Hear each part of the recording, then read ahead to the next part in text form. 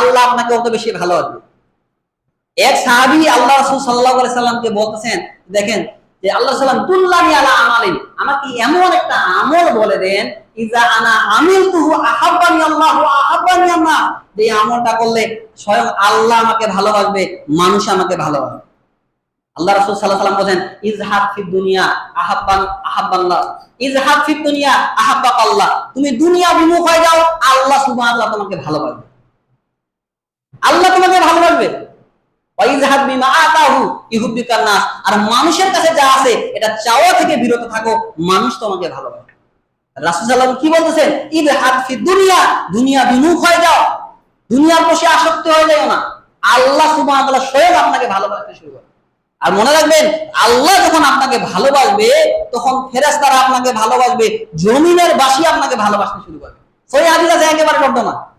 আল্লাহ রাসূল সাল্লাল্লাহু আলাইহি ওয়াসাল্লাম বলেন যে ইন্নাল্লাহা তাআলা ইজা আহাব্বা আবদান, যখন আল্লাহ কোনো বান্দাকে ভালোবাসে, দাউতু জিবরিলকে ডেকে বলে ইন্নী আহাব্বুকা ফুলান, আমি ওই ব্যক্তিকে ভালোবাসি জিবরিল, তুমি তাকে ভালোবাসতে শুরু করো, তুমি তাকে ভালোবাসো।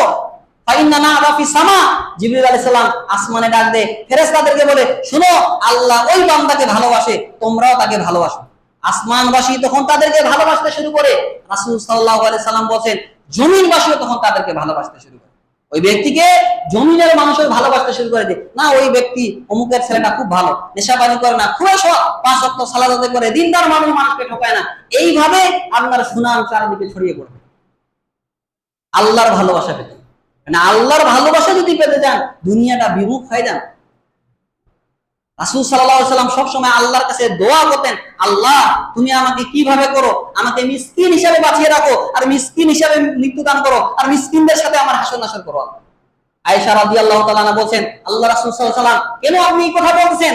আয়েশা রাদিয়াল্লাহু আল্লাহ রাসূল সাল্লাল্লাহু আলাইহি ওয়াসাল্লাম বলেন, শোনো আয়েশা, যারা মিসকিন, যারা দরিদ্র, যারা অসহায়, এরা ধনীদের 40 বছর পূর্বে জান্নাতে যাবে। এই হাদিসে 40 আছে, এক হাদিসে আছে 500 বছর পূর্বে, 40 বছর পূর্বে জান্নাতে যাবে। আল্লাহ রাসূলকে আয়েশা বলেন, আয়েশা, কোন দরিদ্র, কোন ফকির, কোন মিসকিন যদি তোমার কাছে এসে কোনো চায়, তাহলে খেজুরের এক টুকরা হলেও তুমি তাকে দিও, একটা টুকরা হলেও দিতে বলছেন আল্লাহ রাসূল সাল্লাল্লাহু আলাইহি ওয়াসাল্লাম।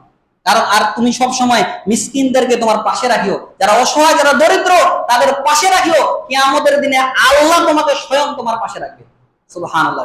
চিন্তা করেছেন কতটা গুরুত্বপূর্ণ। আল্লাহ রাসূল বলেছেন আয়েশাকে, আয়েশা মিসকিনদের পাশে পাশে থাকিও, মিসকিনদেরকে কাছে টানিয়ে নিও, তাদেরকে ভালোবাসিও, তাদের কিয়ামতের দিনে আল্লাহ তোমাকে তোমার পাশে রাখবে। আয়েশা কতটা গুরুত্বপূর্ণ চিন্তা করেছেন। এখানে যারা অসহায় দরিদ্র মানুষ, যারা 5 ওয়াক্ত সালাত আদায় করে দিনদার মানুষ, এদের মর্যাদা অনেক বেশি। আর আমাদের দেশের যারা গরিব মানুষ, এদের আফসোস লাগে এদের জন্য, এদের না আছে দুনিয়া, না আছে পরকাল।